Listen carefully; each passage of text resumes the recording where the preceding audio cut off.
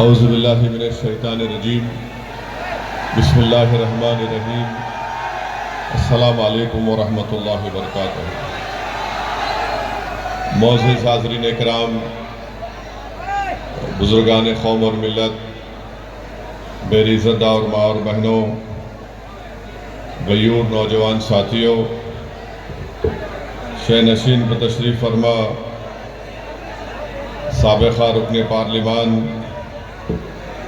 وہ انچارج دلی و مہاراشٹرا کے صدر مجلس اتحاد المسلمین محترم جناب امتیاز جلیل صاحب،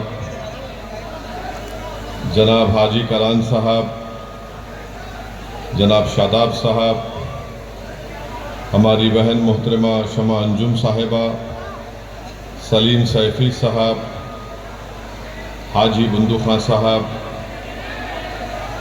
شعیب جامعی صاحب جو ہمارے دلی پردیش کے MIM پارٹی کے صدر ہیں، حاجی مہار الدین صاحب، فخر الدین انصاری صاحب، اکرام صاحب، آصف صاحب، منظر شعیب صاحب، ڈاکٹر ارشاد صاحب، اصغر انصاری صاحب، عمران خان صاحب، محترمہ سما نبی صاحبہ، عزیز دوستوں اور بزرگوں، میں آپ کے درمیان میں اس لیے آیا ہوں آپ سے گزارش کرنے کے لیے کہ مصطفیٰ آباد وِدھان سبھا کے لیے مجلس اتحاد المسلمین نے جناب طاہر حسین صاحب کو اپنا امیدوار نامزد کیا ہے۔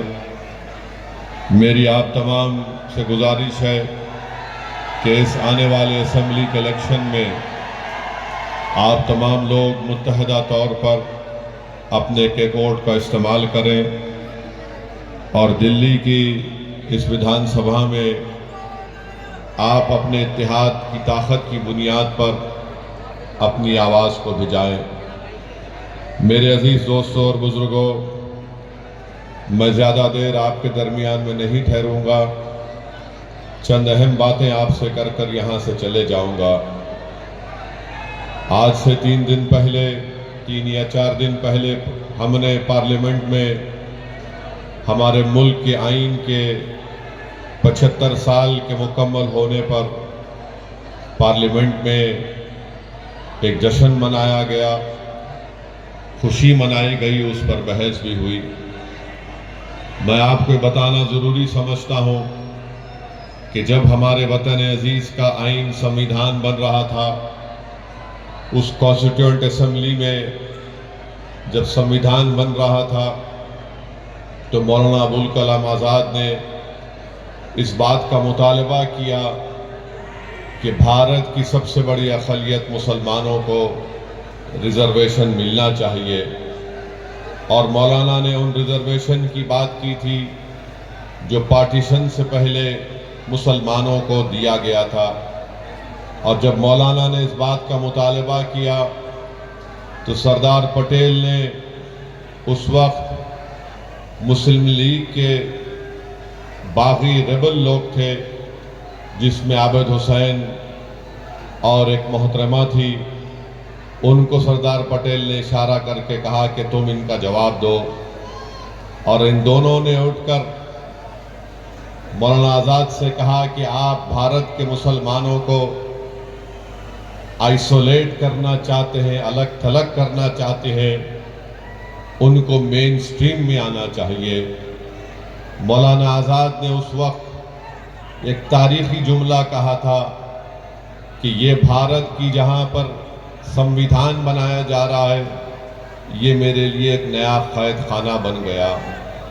میرے عزیز دوستوں اور بزرگوں، 75 سال پہلے بابا صاحب امبیڈکر نے اس بات کو کہہ دیا کہ بھارت کے اقلیتوں کو کبھی بھی سطح میں ان کو حصہ داری نہیں دی جائے گی، اور اگر وہ اقتدار میں اپنے حصے کا مطالبہ کریں گے تو ان پر ایک الزام لگا دیا جائے گا کہ یہ فرقہ پرست ہیں، یہ فرقہ پرستی کو فروغ دے رہے ہیں۔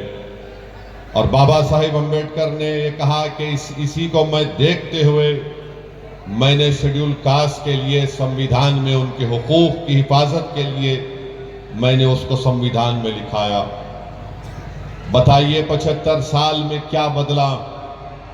لوگ آج اسد الدین اویسی پر الزام تو لگاتے ہیں بھڑکاؤ بھاشن کا، مگر جو بات مولانا آزاد نے کہی تھی، آج 75 سال کے بعد بھی ہم اس بات کا مطالبہ کر رہے ہیں کہ ہم کو ریزرویشن ملے، مذہب کی بنیاد پر نہیں، سماجی، اقتصادی اور تعلیمی پسماندگی کی بنیاد پر ملے۔ جب ہم اس بات کا مطالبہ کرتے ہیں کہ ہم کو حصہ داری دیا جائے تو الزام ہم پر یہ لگایا جاتا ہے کہ تم فرقہ پرستی کو فروغ دینا چاہتے ہو۔ الزام اس وقت بھی لگا تھا 75 سال پہلے، آج بھی لگ رہا ہے۔ میرے عزیز دوستوں، بزرگوں، نوجوانوں، میری اس بات کو آپ ذہن نشین کر لیجئے کہ جب مجلس اس بات کا مطالبہ کرتی ہے کہ مسلم اقلیت کی بھی ایک لیڈرشپ ہونی چاہیے، مسلم اقلیت کو بھی ان کا حصہ ملنا چاہیے اقتدار میں، تو آج جو لوگ مجلس کو گالی دیتے ہیں اور الزام لگاتے ہیں، مجھے ان کے الزام کی فکر نہیں ہے، کیونکہ یہی لوگ تھے جو 75 سال پہلے بھی مولانا آزاد پر الزام لگائے۔ بلکہ امبیڈکر نے یہ کہہ دیا تھا کہ جب اس ملک کی اقلیت اپنے حصہ داری کی بات کرے گی تو اس ملک کی اکثریت یہ کہے گی کہ یہ فرقہ پرستی کی اور نیشنلزم کی بات کر دیتی ہے۔ میرے عزیز دوستوں اور بزرگوں، آج پھر آپ کے پاس ایک وقت آیا ہے، آپ یہاں سے مجلس کے امیدوار کو کامیاب کریے۔ یہ ایک شخص کی کامیابی نہیں ہوگی، بلکہ یہ آپ کی ایک سوچ کی کامیابی ہوگی۔ یہ ایک شخص کو آپ متحدہ طور پر اپنا ووٹ ڈال کر کامیاب نہیں کریں گے، بلکہ آپ اپنی ایک لیڈرشپ کو مضبوط کریں گے۔ بھارت میں سب سماج کی لیڈرشپ بن سکتی ہے، مگر اگر کسی ایک سماج کی سیاسی لیڈرشپ اگر کوئی برداشت نہیں کرتا تو وہ مسلمانوں کی سیاسی لیڈرشپ کو کوئی برداشت نہیں کر سکتا۔ منشا اور مقصد ایک ہی ہے کہ ہم غلامی کرتے رہیں، ہم بھیک مانگتے رہیں، ہم اقتدار میں حصہ کا مطالبہ نہ کریں، بلکہ آج ہم کو یہ کہا جاتا ہے کہ اگر تم زندہ ہو تو ہماری وجہ سے ہو۔ مگر بتائیے میرے عزیز دوستوں اور بزرگوں، ہم کب تک گھٹ گھٹ کر، ہم کب تک ڈر ڈر کر زندگی گزاریں گے؟ جمہوریت ہے، بھارت کے آئین کے مطابق، संविधान کے مطابق ہم سب تمام برابر ہیں، ہم انسان ہیں، اور جس طرح ہر کسی کو اپنے سماج کی لیڈرشپ بنانے کا حاصل ہے، اسی طرح بھارت کے مسلمانوں کو بھی اپنے لیڈرشپ بنانے کا اختیار حاصل ہے۔ لوگ بار بار کہتے ہیں کہ مجلس جس چیز کی بات کرتی ہے اس سے بی جے پی کو فائدہ ہوگا۔ میں ان لوگوں سے پوچھنا چاہ رہا ہوں، بتاؤ ہم کیا دنیا میں اس لیے پیدا ہوئے کہ تم کو جتائیں، تم کو کامیاب کریں، اور ہم ووٹ تم کو ڈالیں اور تم بی جے پی کو روک نہیں پاتے ہو؟ بی جے پی اقتدار پر دوبارہ آ جاتی ہے۔ یاد رکھیے، بھارت کے مسلمانوں کو اس بات کا فیصلہ کرنا ہے کہ آپ کب تک نام نہاد سیکولر پارٹیوں کے جھولی میں اپنا ووٹ ڈالیں گے؟ بی جے پی کو جو روک نہیں پاتے، میں نے اس وقت بھی پارلیمنٹ میں اٹھ کر کہا تھا جب 2024 کے چناؤ کا رزلٹ آیا تھا، میں نے کہا تھا کہ محبت کی کامیابی نہیں ہے۔ جس طرح تیسرے مرتبہ نریندر مودی بھارت کے وزیر اعظم بنے، یہ محبت کی کامیابی نہیں ہے، یہ نفرت کی کامیابی ہے، اور اسی کی بنیاد پر تیسری مرتبہ بی جے پی 240 سیٹ لے کر آئی۔ مگر سب نے کہا کہ نہیں، بی جے پی کے سیٹ کی تعداد میں کمی پیدا ہوئی ہے۔ ارے بتاؤ ہریانہ کیسے جیت گئی بی جے پی؟ بتاؤ مہاراشٹر کیسے جیت گئی بی جے پی؟ ہم پکارتے رہے، ہم اپنے حلق کو سوکھا کر لیے، چیخ مار مار کر کہتے رہے دیکھو یہ ہمارا کام نہیں ہے، ہم بی جے پی کو روکنا ضروری ہے، مگر یہ پوری ذمہ داری ہم پر کیوں عائد کرتے ہیں؟ ارے ایک ہی سماج ہے جو بی جے پی کے خلاف ووٹ دے رہا ہے، اس کا نام مسلمان ہے۔ باقی کے سب سماج ہیں، ان کی اکثریت، ان کی میجارٹی بی جے پی کو ووٹ ڈال رہی ہے، مگر ہمارے گلے میں سانپ ڈال دیا گیا کہ نہیں، تم بی جے پی کو روکو۔ ارے بتاؤ تم نے ہریانہ میں کیوں نہیں روکے بی جے پی کو؟ بتاؤ دلی میں ایک بھی کیوں نہیں جیتا تمہارا؟ تم نے تو مسلمان کو ٹکٹ دینا تو دور کی بات، تم بی جے پی کو نہیں روک پائے۔ کون ذمہ دار ہے اس کا؟ میری بات آپ سمجھیے، یاد رکھیے، اگر آپ پھر سے اس کا شکار ہوں گے، نہیں ہم کو بی جے پی کو روکنا ہے، یقیناً روکنا ہے، مگر روکنے کا مطلب یہ نہیں ہے کہ تم اپنے بچوں کو جو 5 سال سے جیل میں سڑ رہے ہیں، جن کا نام وہ لینا نہیں چاہتے، آپ انہی کو ووٹ دیں گے؟ جو 5 سال سے جو جیل میں سڑ رہے ہیں، جس کا باپ پریشان، جس کی بیوی پریشان، جس کے اولاد بچے تھے جوان ہو گئے، ان کا نام نہیں لینا چاہتے؟ جو بچے جیلوں میں سڑ رہے ہیں تو ان کا نام نہیں لیتے، مگر آپ ان کو ووٹ دینا چاہیں گے، انہیں بی جے پی کو روکنا ہے۔ ارے بی جے پی کو تو ہم ہی روک رہے ہیں، ہم بی جے پی کو نہ کبھی ووٹ دیے نہ کبھی دیں گے، مگر یہ لوگ کیا بی جے پی کو روک پا رہے؟ نہیں روک پا رہے۔ یہ اپنی زبان سے نام تک نہیں لیتے۔ طاہر حسین کے نام کا اعلان کیا تو سب کے پیٹ میں درد شروع ہو گیا۔